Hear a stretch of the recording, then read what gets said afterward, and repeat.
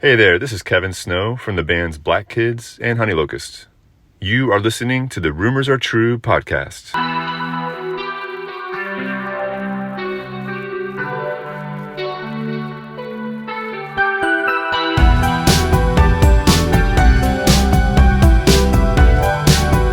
Welcome, this is Jeremy Allen Gould, and I'm coming to you today to confirm between God and of man that the rumors you have all heard are true. I started this podcast to have a platform for the bands and artists that I've worked with in the past, as well as new musicians and artists that influenced myself and many others. The Rumors Are True podcast is an opportunity for the artists to tell their story their way.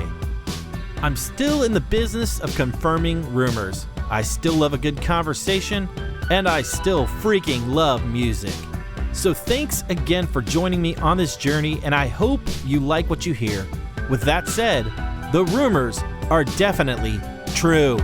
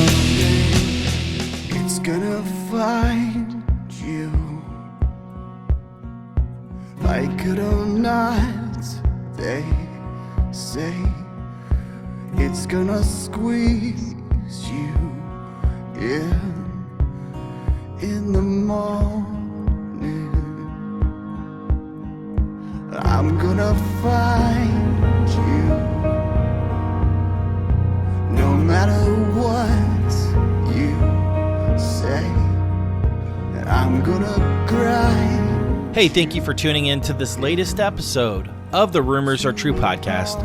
My name is Jeremy, and today I welcome Drew Montgomery. Drew, you know from the bands Jesus Flying a Rocket Ship and Kick, Snare, Crash.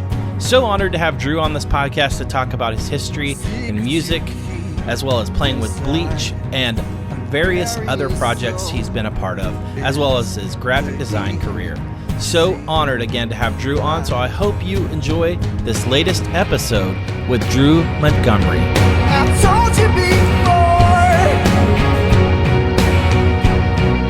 that I will decide your fate, seeking your fight is all disaster.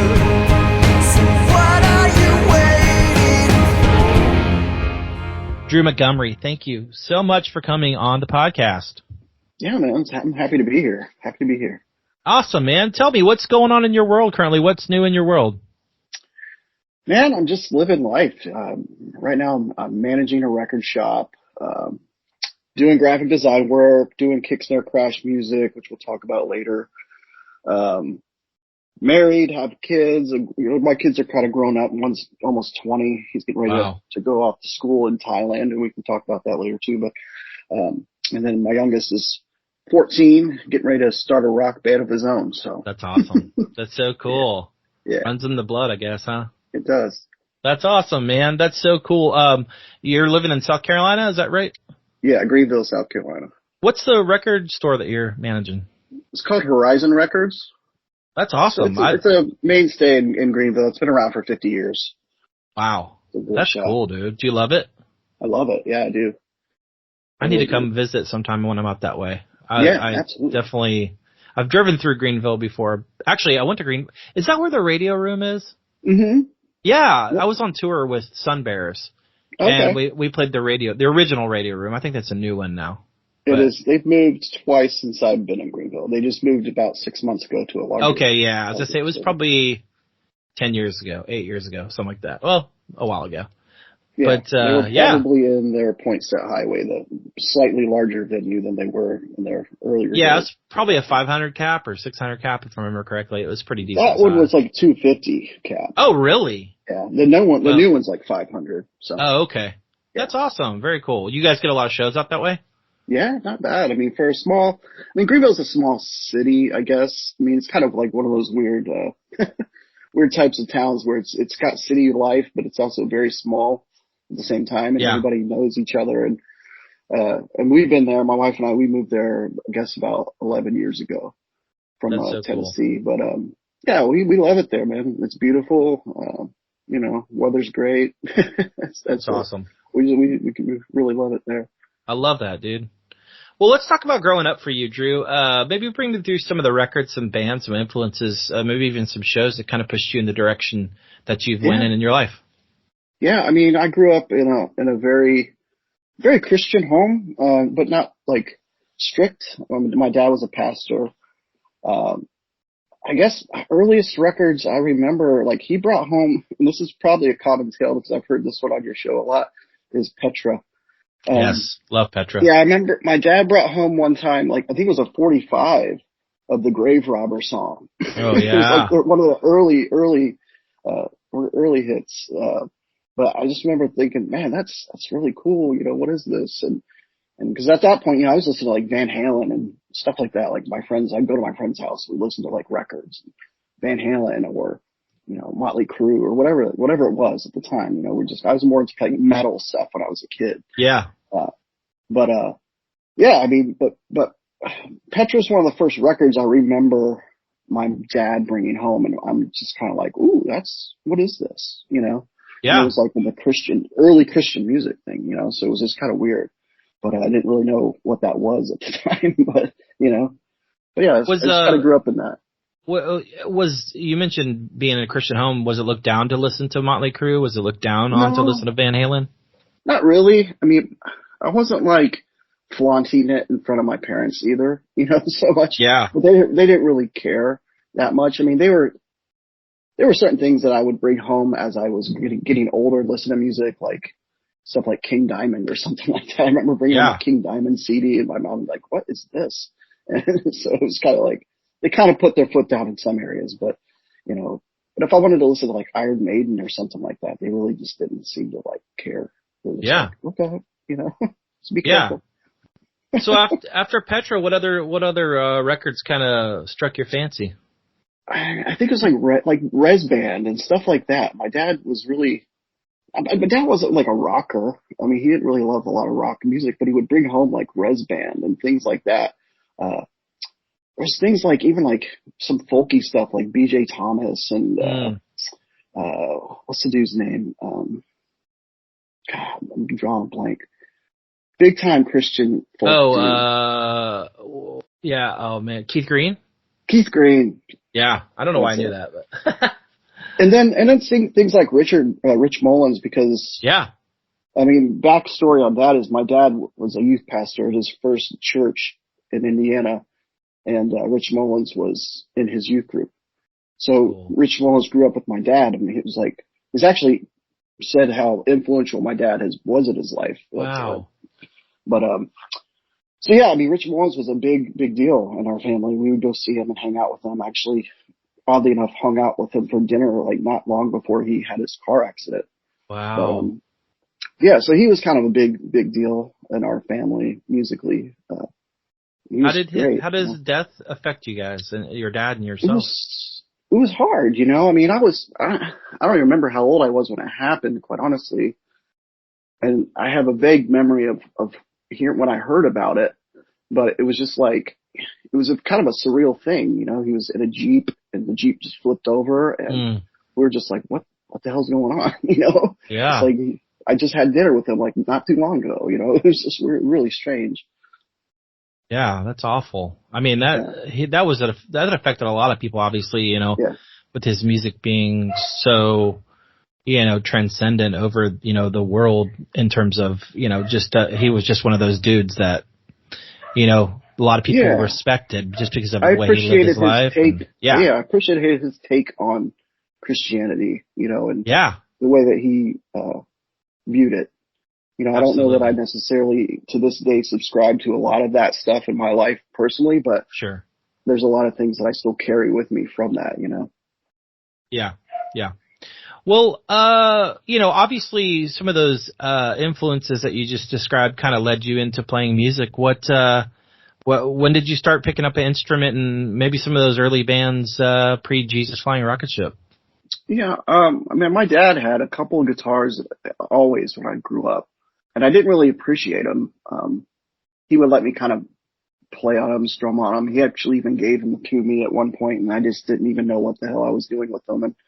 And one guitar I wish I still had that he gave me was like an old Guild Starfire. It was a semi-hollow body, and I broke the neck on it. Oh gosh! And so I could kick myself to this day because that guitar actually be worth a decent amount of money now too. But it was just such a fucking cool guitar.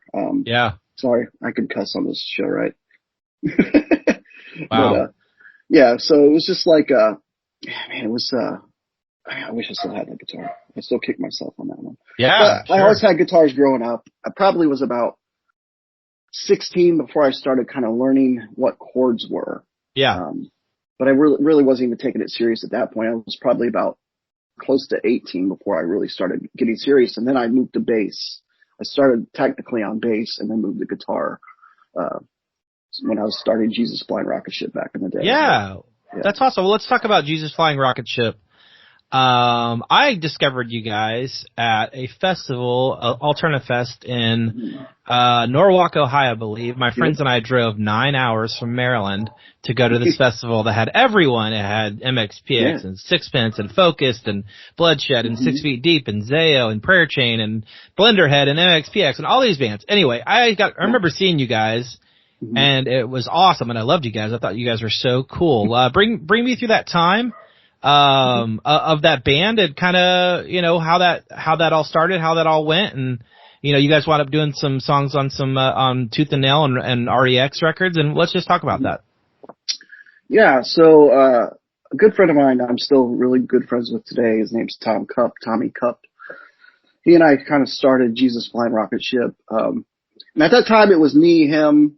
Our drummer's name was Kevin Brown, and then we had a girl who, her and I kind of split vocal duties and bass duties. So like songs I would play bass on, she would sing, and then when songs that I would sing on, she'd play bass on, and I would kind of either play guitar or not play anything. So we were terrible. I didn't think you were. Band. Well, by the time you saw us, we were a completely different band. I'm sure. So we'll get into that. We grew and made some changes and worked with some people, but originally we were terrible. And this is even like when we recorded our first record, which the song Try is the one that was on Artcore. It was on our first record. And that was like our attempt at being like Starflyer 59 on that song. Like we were really just going for that whole like shoegazy thing on that song. Cause we went all over the place in that band with like one song would sound like a punk song. Next song would sound like a grunge song. Yeah. Starflyer sign songs. We were kind of all over the place, did not know what we were doing. Then as we kind of progressed, Tom and I realized, after a few years, we were just like, I think we got to make some changes. We wanted to go in a different direction. And then Jen, who was in the band, she wanted to kind of go in a different direction. So we just kind of like, well, let's just part ways. And so we moved on. We brought in a new bass player. And then I kind of moved strictly to guitar and vocals at this point and was writing all the songs, most of the songs. Tom and I would kind of write together. But, we just we grew into this thing where like we kind of wanted to go more into like a Britpoppy, shoegazy, and then at times even more kind of like with a hardcore element to it, like get really like heavy, especially live. We were super heavy. And I would just go crazy vocally, just scream, even though, the song didn't really call for it, but I would just get nuts live. Yeah. And through time of us developing as a band, then we started working with different people. Like, and we could talk more about this later too, is we worked with Dan Fritz from Johnny Republic. Yeah. He was kind of like a mentor to us. We became really good friends with them just because we went and saw them. The first time we saw them, they were opening for Dakota Motor Company in Columbus, Ohio. And, we were like blown away. We had no idea about this band, and they came out and just kicked our ass. And we were just like, what is this? Yeah. You know? And we just got to know them, hang out with them. And, you know, the rest became kind of history with us working with Dan and doing stuff like that. And I know, you know, we've talked about recently with, I think it was Nate about Dan and his passing. And that was a huge, huge thing for me because, that was the same week that my dad died. Mm. Sorry, dude. Yeah. Yeah, that's tough, dude. I'm so sorry for your loss, and that is so tough. And the fact that, you know, it's obviously two influences on your life, you know, in the same week. Mm-hmm. Yeah. And it was rough. Yeah, man. I'm deeply sorry for that. And yeah. Yeah. Oh, maybe talk about maybe what Dan meant to you and kind of you know, his guidance, and it sounds like you obviously he affected you quite a bit. Yeah, I mean, I just remember us going to his house in Springfield, Missouri, and he kind of put us through what we always called rock and roll boot camp. He taught us how to be a band and how to be tight and how to write effectively. And I credit him to this day for, you know, becoming the songwriter that I've become. And, I mean, he was just a great guy. We loved him so much. Absolutely, man. That's so cool. So with Jesus Flying, you know, you obviously talked about changing styles and kind of finding your sound. Bring me through the records you wound up doing, and then we'll kind of touch on the Tooth and Nail, and the REX, compilations. And then also too, why wasn't the band ever signed? Yeah. Well, I mean, we only did one record officially, and that was like our first really crappy record, that the song Tribe was on. And we would do little recordings here and there, and like we had another recording of a song called Through Him that was on that REX comp, Are We Not Men, We Are demo. And, I mean, we talked with both of those labels. I remember REX, the guy we were talking to, his name was Tyler Bacon. I remember. Oh, yeah, I remember that name, yeah. And originally we were talking with him, and then he left the label, and they kind of threw us with another A&R guy, and he was still trying to, what he called quote unquote courting us. Like, what that really meant was they just sent us a bunch of free stuff. And we would talk to them, but at this point we were working with Dan, and Dan kind of like, I don't want to say he influenced us to not sign or ever get it up or want to sign with Tooth and Nail. But we just kind of saw a lot of, you know, bands getting signed to that label and then not doing well. You know what I'm saying? Like, we wanted to, if we were going to do it, we wanted to do it and be able to become, you know, a bigger band and do the thing, you know.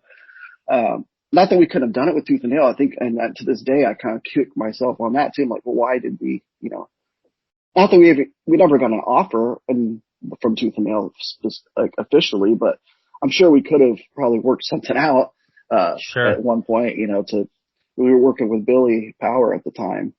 I just remember one time, we played Tom Fest, and Billy was there, and after the show, he was like, if I remember this correctly, sometimes memories are like kind of weird. Like I'll remember something that maybe this happened or didn't happen, but I feel like this happened.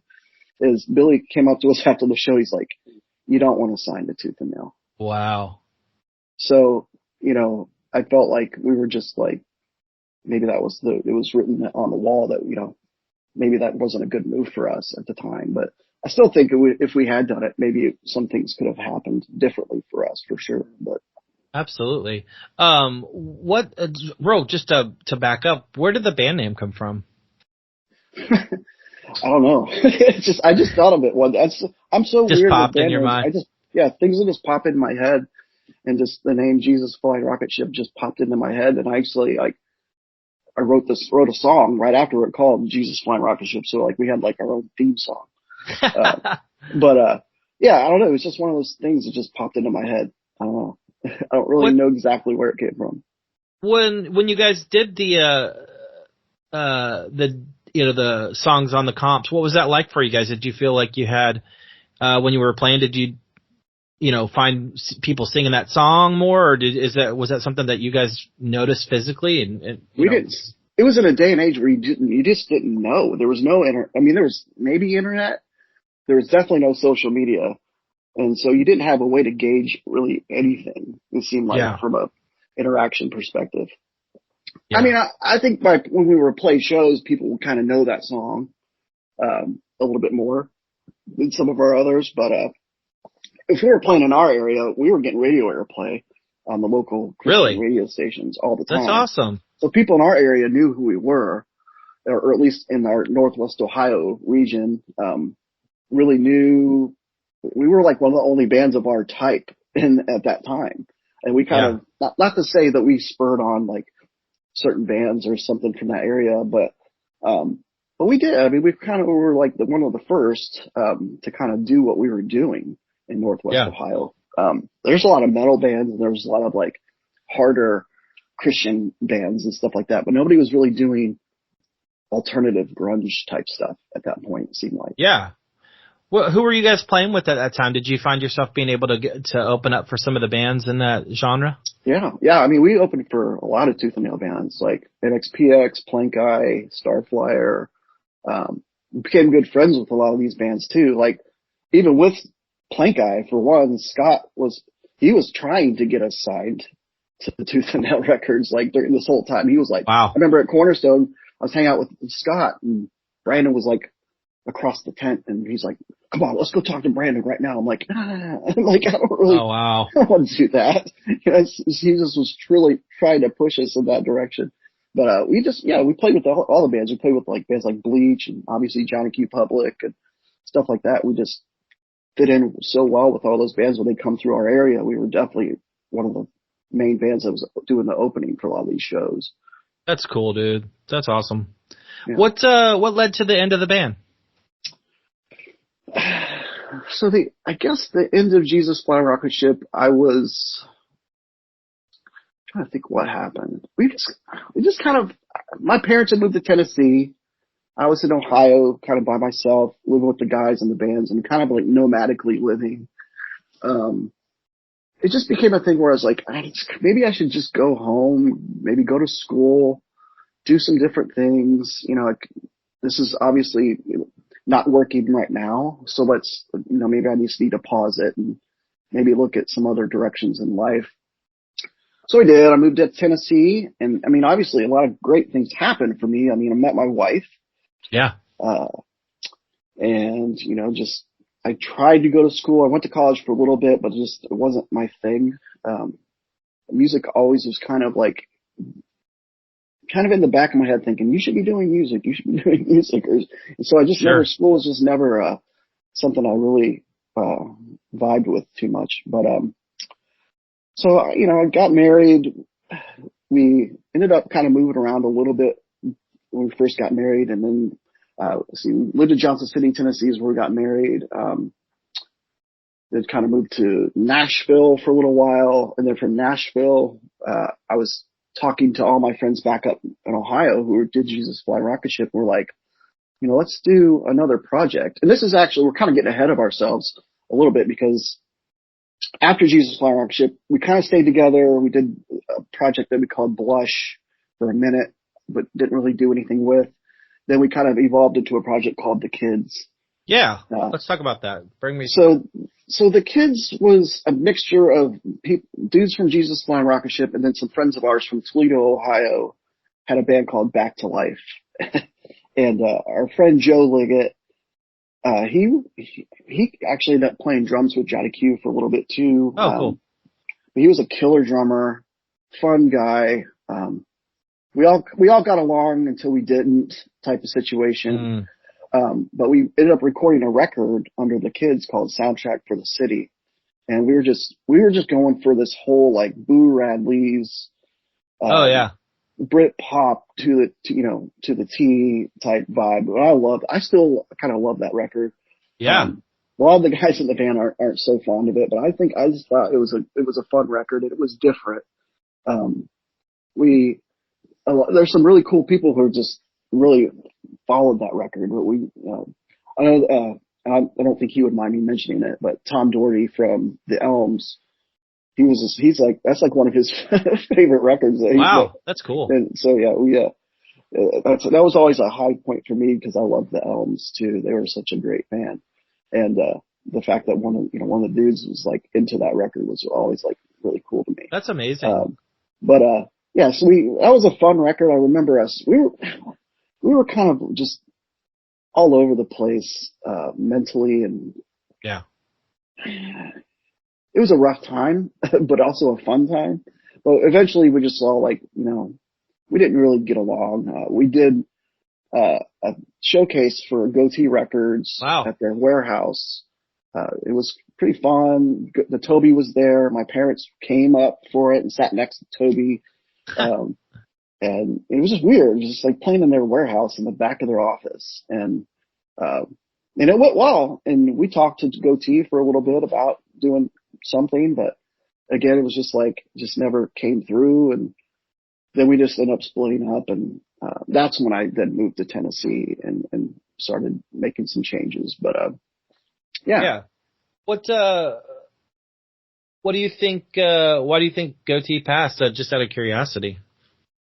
I don't think we were spiritually ready for them because I get that. we were all we were believers, but we all were doing things that we shouldn't have been doing at that point. That wouldn't really, and not to say we were any different than a lot of Christian bands. I'm not going to, lie, but we were just, I don't know. It just wasn't it just didn't work out for whatever reason. Yeah. I couldn't really tell you exactly why, but it just didn't work out. Did you feel, like, with these two bands, did you feel like you were going in one direction and the other guys were going another? You kind of mentioned it being tough. Do you feel like that was kind of part of the reason of the split? I think that split from the kids was more just personality.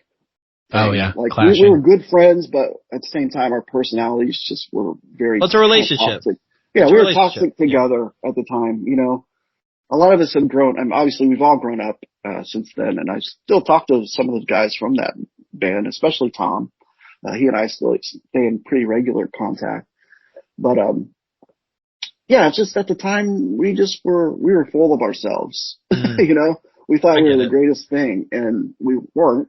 But we had the attitude of I get that. We loved Oasis, we loved bands like that who were just like. Well, you had the attitude. Yeah. So, but we just didn't have I don't think we had the chops to back it up so much. We were good, but we didn't have the chops to back up our attitudes. I will say that. Well, you mentioned moving to Tennessee, and not soon after. You wound up playing with Bleach, filling in on touring with them and whatnot? Bring me through that. How did that kind of come to, and what was that like? Well, it was good. We were, as a band, as our old bands, we were really good friends with those guys. And I remember my wife and I went and saw them in Franklin, North Carolina, and at that point they had switched over. I can't remember the original bass player's name at the time. I said the tip of my tongue, but I can't remember. He had left the band, and this dude named Russ Fox had come in and joined them. And I was like, man, if this ever happens again, just let me know. If you need me to come fill in, I'm happy to do it. And so, we just had that. It was just kind of a flippant conversation. And maybe it was like 6 months later. It was literally like 3 weeks or a month maybe before my wedding. Matthew Gingrich, the drummer, calls me up. He's like, hey, so you remember that conversation we had? He's like, Brad's leaving the band. So we needed somebody to come in and play guitar and, at least fill in for a little while. So I was like, I'm getting married in a month, but let me talk to my future wife and see what she thinks. And so she thought, yeah, we should do that. So I did it. And so I was like scrambling, learning the songs I needed to learn also while prepping for a wedding. And then literally like a week after our wedding, my wife and I were out she went out with me for the first week or so. We were out playing like festival dates, stuff like that, because it was like summertime. So we were doing like just different festivals and things like that. And yeah, it was cool. I love those guys, and it was just kind of a mutual thing. Like I think they kind of had a direction they were going to go into, and had like already a plan in place. And I was just kind of filling in until that plan could come into place. But also, I wanted to do my own thing musically too. I loved playing with them, but it just wasn't as fulfilling to me because I'm a songwriter, so I wanted to write. And I didn't know, I mean, I probably could have done some writing with them had that worked in that direction, but it still would have been different for me because I always wanted to perform the song. And totally, man. Absolutely. What record were they on at that point? They were finishing up I think it was the self-titled record. One with the couch on the cover, because I remember they were recording that with Pete Stewart, and Davey was finishing vocals, and I was with him in the studio, and I heard this like background vocal on this track, and I was like, "Hey man, what if we try something like this?" He's like, "No, why don't you go in and do it?" So no way, dude. I went in and like recorded a background track. I think it was on "Sun Stand Still," something like that. Wow. And so I recorded a background track, and that was like my only contribution to that record was that. But I have a credit in the record for that. That's amazing. Yeah. So it was fun. And so I was kind of on the tail end and then the beginning side of them starting to put things together for that record. Like I remember them getting a budget to go shopping for clothes. Oh gosh. And I wasn't part of the band, so I didn't get a budget, but they all like pitched in a little bit of money. Like, here, you want to go shopping? Go get some stuff. That's cool. So yeah, that's it was awesome. kind of cool. But what were the shows like? You mentioned the festivals, but were they big? Were they huge? Yeah, I mean, I think we did Sunshine Festival. I think that was up in Minnesota or something like that. Okay, yeah. I did Creation. That was like first show I did, Creation Fest with them. Yeah. And then we played this camp at Kentucky Christian College, and it's called Summer in the Sun. And the funny thing is like, I used to go to that. Oh, that's cool. I lived in Texas at the time, but my youth pastor was from that school. So we would go and to this little camp every year. For like 3 years, we went to this camp, or at least 2 years.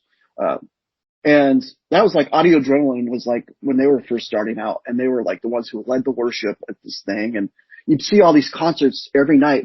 You'd see like White Hearts or DC Talk played once. That's awesome. Where all these like Christian bands would play these every night. So, and then it was like really full circle. Like I come back and play that with Bleach. That was a cool moment.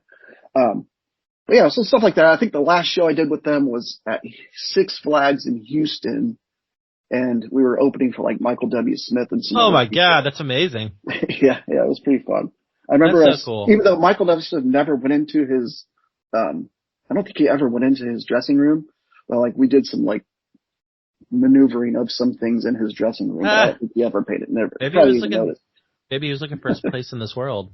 Maybe. You're probably right. So you obviously play with Bleach for a little bit, get a little taste of playing some bigger shows, and I'm sure that was thrilling and a good feeling for you. You obviously mentioned that you wanted to kind of write your own stuff, so you leave helping out Bleach, and what's next? More Than Electric. Bring me through that.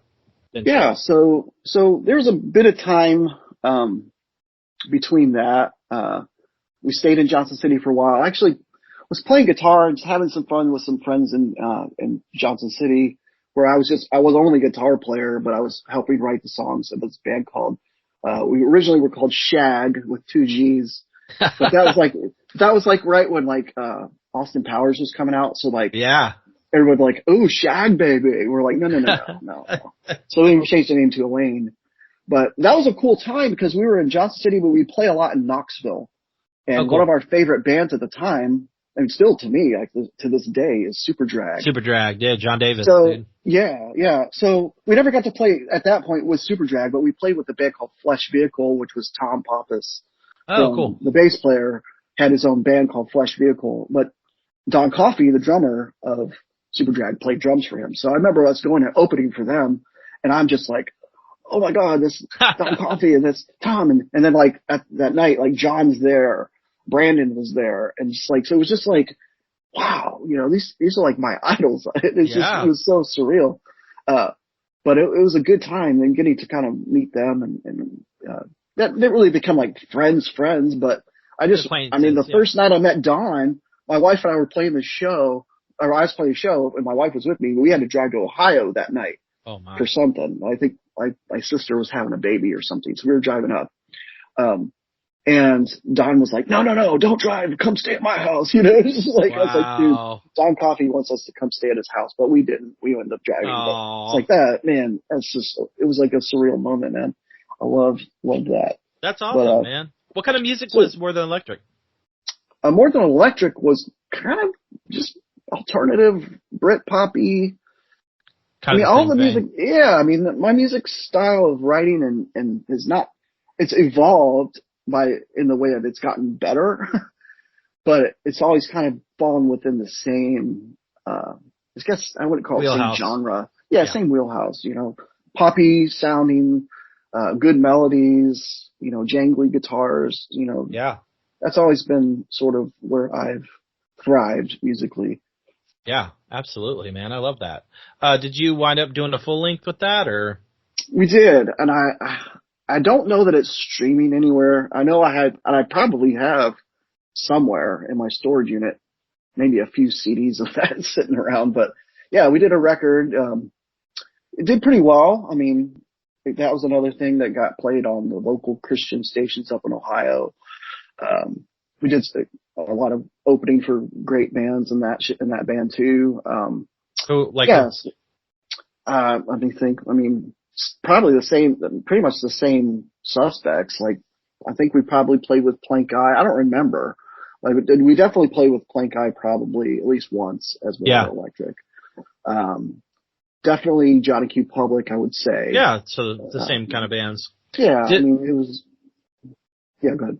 Sorry. I was gonna say, having known them, did that help being able to open, or did they put you on it, or would you just happen to be the local band? Is that how that worked? No, knowing them it went a long way, because they would say, if the promoter was booking the show, they were like, well, we want that band.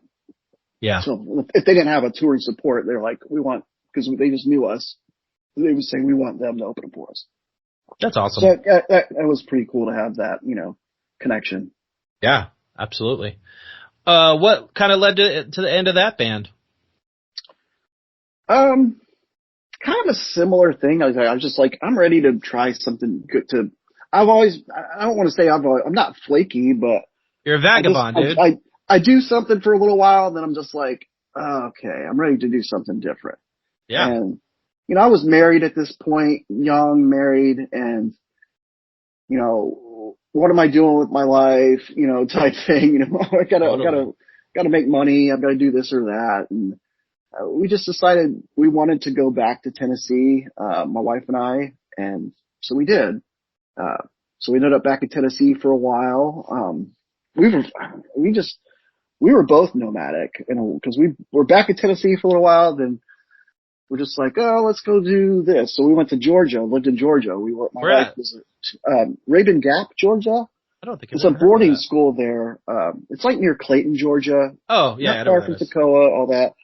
My wife was teaching dance. She's a dancer, ballet and jazz and all those different, cool styles of dance. And she wanted to get back into teaching, and she found this opportunity to teach and be the head of the dance department at this boarding school. That's cool. So we went there and stayed there for like 3 years, and we actually ran a dance studio out of there after hours. And so we just did that for a while. Then she got kind of burnt out, and I had some other, things happening. So we ended up moving to DC for a minute. I worked for my brother-in-law doing mortgage business stuff, which was not my thing, but we just wanted to change. Baby. Yeah. So we went to DC for a minute, and then realized we just kind of wanted to go back to Johnson City, Tennessee. That was kind of like our home base for a while. Yeah. Like, wherever we would go, then we'd always end up back in Johnson City. So we ended up back in Johnson City. We now had a kid. We had our first son, London. And so we're like, okay, we've got to settle down.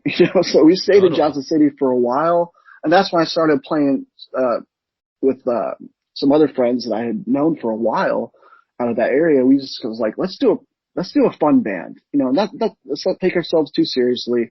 Let's just have fun. So we started this thing. I started this band called Winter of '74 because I was born in the winter of '74, and so was the drummer. It was kind of like we were both kind of like same age from the same time, but I just thought this name Winter of '74 just was cool. So we started this project and did that for a little while. Then we just had some member changes and changed it to another. We changed it to the Only, which then we recorded a record under the Only. That is out on SoundCloud. People could hear that. Yeah. Same style of music. I felt like at this point when I did the Only, that's kind of when I really found who I was musically. Oh, cool. I really found my vocal style. I found the writing didn't change much, but it just improved. And it just kind of like I felt an evolution of myself musically kicking in at this point, finally, with the Only. It felt great. And we did the record we did. I'm proud of the record. I feel like the mix of the record isn't that great. But Cliffy Huntington Jay Powell, what's his name? John. What's his real name? I don't know his real name, but I know who you're talking about. Yeah. Cliffy, he mastered the record and he loved it. I mean, I remember being in New York. My wife and I were visiting New York and he was in the middle of mastering the record. We're in a cab and he calls me. He's like, dude, I love this record. It was just like, felt so cool to me that he calls and tells me that. But, so that's where I feel like I'm finally coming into my own musically. So we did that record, had some band member changes again, and as that happens, I don't know why we always feel like, okay, we need to change the name of the band. It's not the Only anymore; it's something else. So we kind of had a couple other names that we finally floated around with. Then we landed on Via La Vulture, and we did a record with Via La Vulture. And I'm proud of that record too. I definitely think the mix on that record was way better. And Cliffy actually also mastered that record too. That's awesome. And he called me on that record. It's like, it was funny. I loved it. I don't talk to him regularly, but every time I had him master something, he was like, man, this is great. Yeah. So I just love that. Love that. That's a great compliment. Camaraderie. Yeah. It blew me away. Were you playing with the Usual Suspects as well? It's kind of the same bands, or was this more different kind of band? Different angle. We weren't really going at the Christian industry at all. That's kind of what I was getting at. Yeah. I mean, the Only we had some Christian imagery in some of our lyrics and things like that, but we were not going for like a Christian label or any. We weren't really going for a label. We were just playing and having fun. Yeah. But we did get to open up for bands like Everclear. Oh, wow. Our Lady Peace. We got to open for them. And those were cool. Because I still love Our Lady Peace. It's a great band. And the lead singer came up to us after we played because we didn't even think he was listening. Because we didn't see, I wasn't really looking, but I didn't think he was even in the room. But he comes up to us after we played. He's like, I'm absolutely blown away by you guys. Wow. It just was like, wow, he was definitely one of my influences, not vocally necessarily, because I definitely don't sing like that, but just, I loved his songwriting. Yeah. So it's just, we've had some great opportunities and just some fun moments, That's cool, man. That's really awesome. And, to have somebody who, theoretically has been at the top of the mountain to say that's really cool. Yeah. And awesome. And what a great band. His voice is wild. Like, it's insane. Yeah. So that's cool, man. I love hearing that. What kind of led to the end of that and maybe, bring me into Kick, Snare, Crash, which is obviously what you've been doing as of late. And of course, you put a couple records out and of course on the new Morales Forest tribute album. So, bring me to the end of the band and into Kick, Snare, Crash. Well, I think the end of like the Only Via La Vulture era was just, we were all in a moment of like, okay, well now we've got kids, like my bass player and I, who was playing in like Winter '74 all the way through that whole, and through Via La Vulture, we both had our first child within a week of each other. Wow. Like we had London. Rock was our second child. We had London, and then a week later he had his first son, Aiden. So, we were just kind of in this point of life, like, okay, do we want to keep doing this? Do we have time to do this? It's just life, life. Yeah, life happens. Absolutely. And so from that point on, did not do a whole lot with music other than, I would pick up a guitar and I'd write or do something, but, I definitely wasn't playing in a band and wasn't even recording much at this point for several years. And then, let's see, we were back living in Johnson City at this point, and some friends of mine who I was playing, worship at a church with, we decided, let's start a little project. That's just kind of where Snare Crash got its first, start, I guess. Yeah. And so we just started rehearsing. We played a couple of shows, didn't really record anything. And then my wife and I decided we want to move to Greenville, South Carolina. All her family started to kind of move to that area. So we were like, we would go visit and fell in love with it. So we decided we wanted to head that direction. So we ended up in Greenville, and I'm still at this point, not really doing a whole lot with music. Starting to learn more about graphic design, things like that. And I had been doing that in Johnson City too, working for an agency, learning how to become a graphic designer and learning how to do some website work. I was not, we talked earlier, I went to college, but didn't really go to college. Sure. Even when I was in college, I didn't really go. I just kind of taught myself and learned from, some people showing me some tricks. And then I ended up working for this agency that I knew these people. They were friends of mine and actually had gone to them with an idea for a website. They're like, well, why don't you come work with us? We'll show you the ropes, how to do certain things. That's cool. So they kind of just got me going. So I kind of got into graphic design work. So I did, some jobs within the agency world for several years. Went off to decided, I didn't really like agency life, so I wanted to just do freelance. So I've been doing freelance for a long time. So it's just a thing. We moved to Greenville. We are now had 2 kids. So I just didn't have time to focus on music. And yeah, eventually, I guess it was it was before COVID. I guess it was 2018. A friend of mine back in Tennessee who I was never in a band with, actually I worked with him at these agencies, but he was always just an amazing musician, wow. Killer drummer, killer guitar player. One of those dudes that's good at everything he does. His name is Marcus. And so I started writing these songs and I'd send them to him, just a little phone recording of it.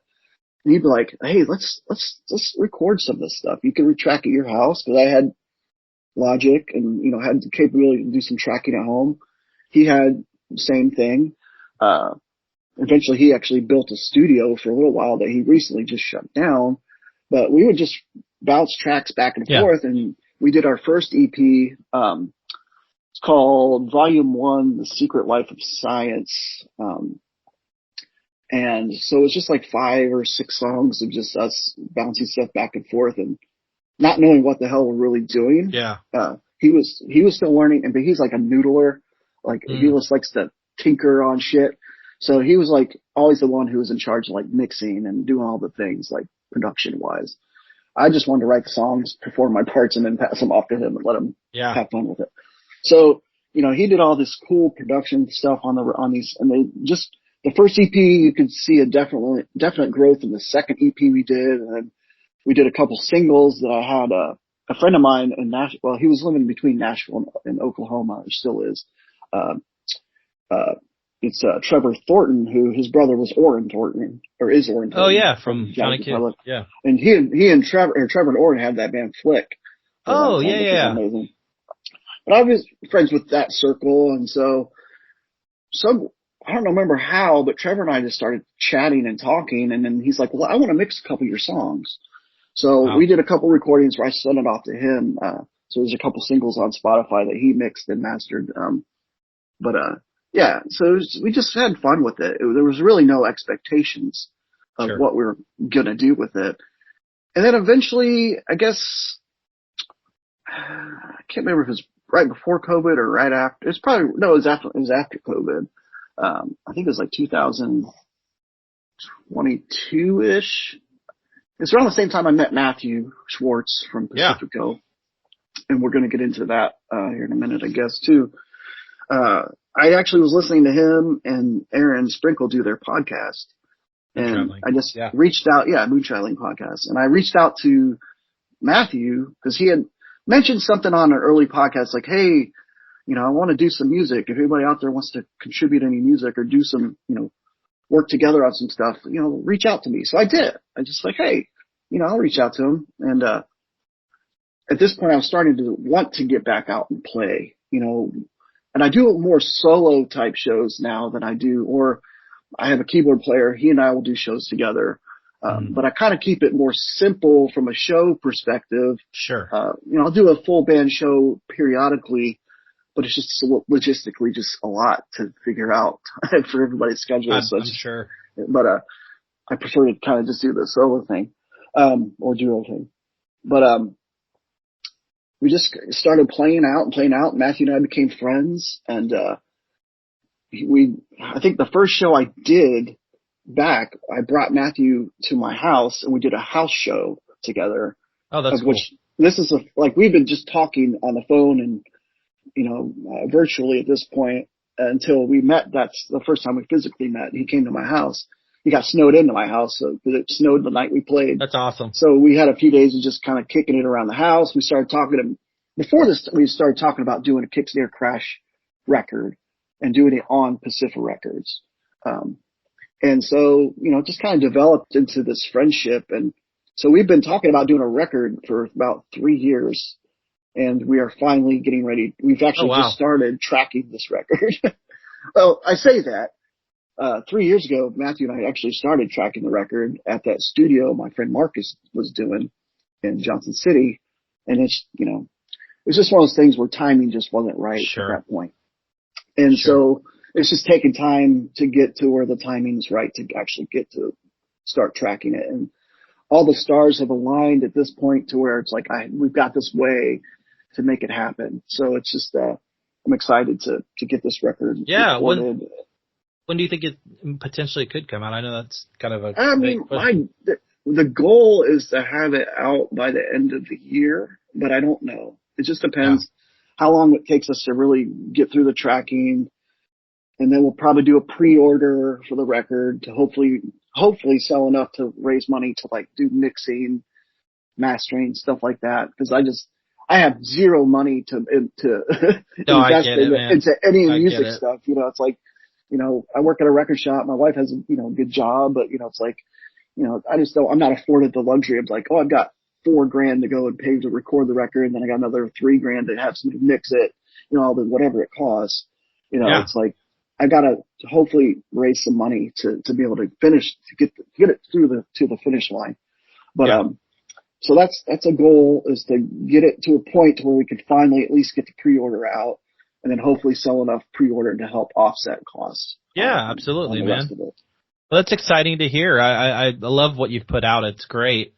And I was, really, really impressed. And, the fact that you were in Jesus Flying Rocket Ship was, you're probably one of the only people who really even gives a shit. No, that's not true, because two of my best friends I grew up with loved you guys, because we all saw you at the same festival. Right, there's 3 anyway, yes, there's 3 of us. But so Morellas Forest tribute from Dayton with Love from Others. Man, talk me through this, how this kind of came to, and I kind of know personally how this happened, but I'm just curious from your perspective. I don't want to get into like some of it, just because I'm not going to, there's just things out there that people just don't need to know. Sure. But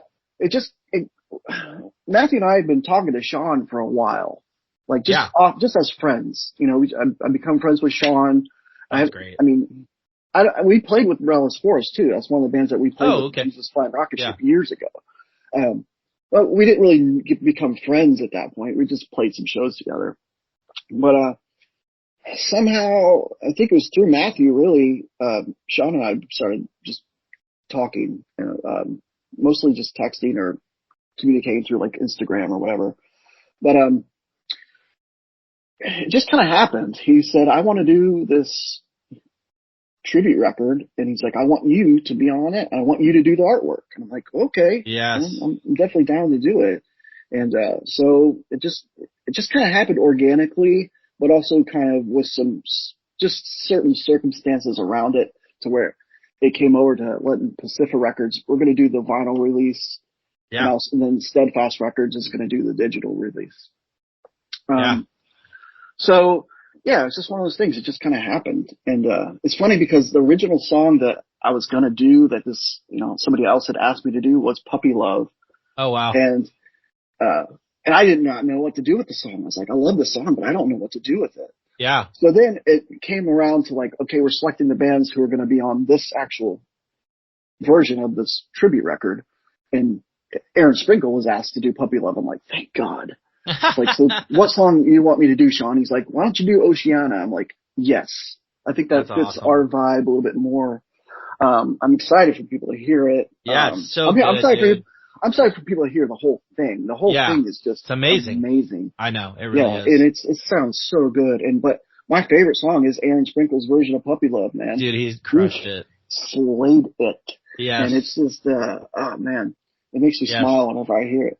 Yeah. Flying China has a great song on there. I know. Takashi Wa has a great song on Tess there. Wiley, dude, yeah. Yeah, dude, Tess totally. Wiley. I mean, it's loaded, man. It's loaded with some great songs, and great songs that Morales Forrest wrote, and we all had the opportunity to put our own little spin on them. So it was fun. What did Morales Forrest mean to you? I know you kind of mentioned playing with them, but what was that band to you back in the day? I mean, they were one of those bands that I loved. Like, it was like them, out of all the Tooth and Nail bands. I mean, I did like the punk rock stuff early on, but I sort of started to gravitate towards like the Starflyers, the Plank Eyes, Morales Forrest, Luxury. Oh my God. Love, great band. I was kind of more in that camp more so than I was eventually than the hardcore stuff or the punk stuff. Like even like the BEC stuff, like when Folds Andura record out, it's just like that. I love that band, and I just listened to your Gyro. Bro, he's so cool. That's another band that I love, and we played with them. I remember we played with them at this place called Clutch Cargo in Pontiac, Michigan, and it was, we were friends with Frank Lenz and friends with Jerome and with Gyro. They just kind of like gravitated towards us at a Cornerstone festival that they played one year. Cause we were like at this point now into Britpop, Jesus Flying Rocket Ship was. We were dressing up in 95-degree weather, wearing polyester button-up shirts and, sweating our, what's off. Yeah. I do. And like every time we run into Gyro, he'd be like, man, you need to play in my band. Just because we just had this look. But That's awesome. I remember that show, that they played at like midnight on this. It wasn't the main stage, but it was a bigger stage. And I just remember just being completely like, I almost felt like giving up playing music at that point. Yeah, Because dude, they were just so freaking good. And And like Frank was killing it. Andrew Prickett, Andy Prickett was like, I won't say this in a vulgar way, but we called him like pure sex when he was playing guitar on stage. No, I It was get like it. he had this gold Strat, wearing all black, just fucking, Just a badass. Oh, Just a badass. Yeah. And we were just blown away. And, so it was bands like that we gravitated towards and had, connections with. Yeah. And Morales Forrest definitely fell into that camp. But we just never had the opportunity to become as close to them, even though we were from Ohio and they were from Ohio. We crossed paths a couple times and played with them a couple times, but just never became super tight buddy with any of those guys. But I love their music so much. Yeah. That's awesome. What a cool honor to be included in that Absolutely. Tribute record. Absolutely. And like you said, it sounds amazing. Morales Force is an amazing, underrated band really stoked that you got an opportunity to do that, man. That's cool. Yeah. What are some of the other records you've worked on in terms of artwork wise? I know you've been doing a lot of the Pacifi Records, and is there anything else that you've been able to work on? I'm trying to think, man. I mean, I've done a lot of like singles for like Pacifico for Matthew's band. Done some of his artwork. I did. Oh shoot, man. I'm drawing a blank. I kind of like want to be like do something and I move on. You know, I don't really on to the sometimes next. sit around and think about all these things. Man, I've not done any huge records like any album artwork for anything anybody would really know. Not yet. I'm doing artwork till the tribute record comes out. Yeah, this record's like probably it'll be the biggest record that I've really done artwork for. I love it. I love the artwork on it. Thank you. I'm excited. I actually I'm sitting here in San Diego on vacation, and my wife is actually doing some work stuff here, and I started to work on the back cover a little bit today, so putting some stuff together for that. That's exciting. So yeah, I'm excited to get this one wrapped up because I think it needs to be wrapped up soon so we can get it off to production. But it's going to be fun artwork for sure. Yeah. You know, my contribution to this is Sean and I were texting, and he was talking to me about it coming all together, and I was like, what are you going to call it, man? And he's like, probably From Dayton with Love. And I was like, why don't you say From Dayton with Love from Others? And I love that. That was actually my came up with that. Yeah, I literally was like, just said it, and then I had to think about it. I was like, does that really make sense? Like I was doubting myself. No, it makes perfect sense. I mean, when I first heard that, and I didn't know you were the one who originally came up with that. So, you know, I knew before now, but when I was talking to Sean about what's this going to be called, and he's like, From Dayton with Love. I'm like, okay. And I was like, all right. And then all of a sudden he's like, how about From Dayton with Love from Others? And that must have been right after you had suggested that to Sean. And I was like, you know what? That's perfect. Yeah. I literally, it just popped out of my mouth or, you know, out of my text. And I was like, I think this makes sense. I think this is cool. And totally, I just thought it was cool because it was, you know, the play on words of it all. Yeah. So that was my two cents. Perfect addition. You made a good call on that one. That's awesome, man. Well, Drew, I know you can't predict the future, but what does the future look like for you? Yeah, well, I mean, certain things like I am working with Matthew at Pacifi Records. He asked me maybe a year or so ago. I'm still questioning why, but he asked me to become like a partner in the label, and that doesn't really mean anything so much as much as he and I work together on making certain decisions. I mean, he is Pacifi Records. I'm just kind of there in the background helping him. Yeah. Whether it's he needs some artwork or suggestions, or if we're listening to a potential project that we might want to release. You know, we just kind of bounce stuff back and forth from each other. And I love it. I love Matthew. He's become like one of my best friends. And, so on top of that, with Pacifi Records, we're actually in the process of talking about, we're in the infantile stages of planning, doing a Pacifi Records podcast where we'll kind of walk through, I think the first 2 episodes will be kind of like about him and about me and blah, blah, blah. Then we're going to walk through, maybe not chronologically, maybe chronologically about where Pacifi Records got its start to where it is kind of now. That's awesome. Interviewing people who have either put out records or talking about releases, or anybody that's mixed a record or mastered a record, or just anybody who's touched Pacifi Records in any way. That's cool. We've got a long list. I mean, we've got enough to do several episodes of this podcast of really great people. So we're kind of discussing how that would look logistically, how we can make it happen. So that's one thing that will be coming up. Obviously working on the Kick Snare Crash record. So that will be forthcoming. I'm, just happy to be a husband and a dad. Working at the record shop is great. And then, obviously doing graphic design work, that's, I love to do that. So I'm always looking for opportunities to do that. So, it's just wherever I can dip my toe, man, I'm ready to dip it. So I love that. Are you going to have the Mofo tribute record in your record store? You know what? I probably will. I'll probably get a handful of not? copies. Yeah. Actually, I mean, I've actually already thought about that. But yes, I think, I'd love to have at least 4 or 5 copies to sell at the shop. So that's awesome, man. Yeah. Drew, I've totally enjoyed this conversation. It's been a long time coming, and I really appreciate hanging out with you and you telling me your history and of course, you know, your potential future, and just, you know, been a fan of you since I've met you and gotten to know you. And I just think the world of you, and I just want you to know I appreciate your friendship and just all the music you've done, all the art that you're a part of. It's just really cool to get to know you. And yeah, hopefully we get to hang out in person at some point in the future.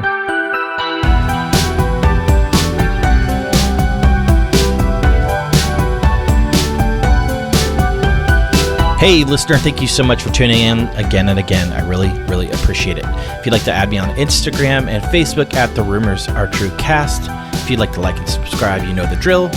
Thank you so much again for listening. I really, really appreciate it. Thank you also to Drew Montgomery. Awesome conversation. So honored to have you on and talk shop. It's been really cool to get to know you over the last year. So I really, really appreciate your time, Drew. Got some incredible artist guys on the horizon, and you know it. Nostalgia is still a heck of a drug.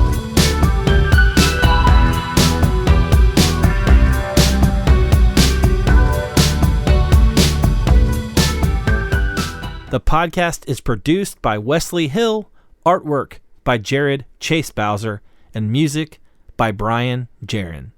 This episode is dedicated to the memory of my dear friend, producer, and man of many talents, Brian Jaron.